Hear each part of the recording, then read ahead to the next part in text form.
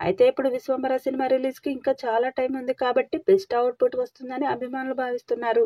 విశ్వంబర సినిమాలో చిరంజీవికి జోడీగా త్రిష కృష్ణన్ నటిస్తుంది. అశికా రంగనాథ్, సురభి, ఇషా చావ్లా, బాలీవుడ్ నటుడు కునాల్ కపూర్ కీలక పాత్రలు పోషిస్తున్నారు.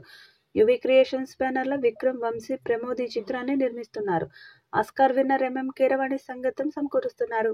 చోటా కె నాయుడు సినిమాటోగ్రాఫర్గా, ఏఎస్ ప్రకాష్ ప్రొడక్షన్ డిజైనర్గా వర్క్ చేస్తున్నారు. 2025 సమ్మర్లో ఈ సినిమా ప్రేక్షకుల ముందుకు వచ్చే అవకాశం ఉంది.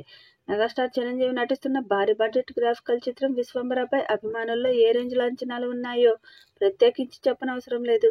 చాలా కాలం తర్వాత చిరంజీవి నేటి తరం ఆడియన్స్కి తగ్గట్టు అప్డేట్ అయ్యి భారీ హంగులతో సినిమా చేస్తుండడం వల్ల అంచనాలు వేరే లెవెల్లో ఉండేవి. కానీ ఎప్పుడైతే ఈ సినిమా టీజర్ విడుదలైందో అప్పటి నుండి ఈ చిత్రంపై అంచనాలు తగ్గిపోయాయి.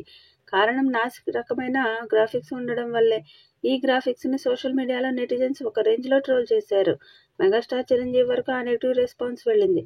దీంతో అప్పటి నుండి గ్రాఫిక్స్పై రీవర్క్ చేయడం మొదలుపెట్టారు. వాస్తవానికి ఈ చిత్రం జనవరి 10న విడుదల కావాల్సి ఉంది. కానీ రామ్ చరణ్ గేమ్ చేంజర్ కోసం మెగాస్టార్ వదిలేసుకోవాల్సి వచ్చింది. ఇక త్వరలోనే ఈ చిత్రం నుండి మొదటి సాంగ్ను విడుదల చేయాలని ప్లాన్ చేస్తున్నారట. ఎంఎం కీరవాణి మొదటి పాటను రెడీ చేశాడట. ఇది మాస్ సాంగ్ అని తెలుస్తుంది. ఈ సాంగ్లో వింటేజ్ చిరు స్టెప్స్ ఉంటాయట. దాంతో మొదటి సాంగ్ మీద అంచనాలు పెరిగాయి. త్వరలోనే మొదటి సాంగ్ మీద అధికార ప్రకటన రానుంది.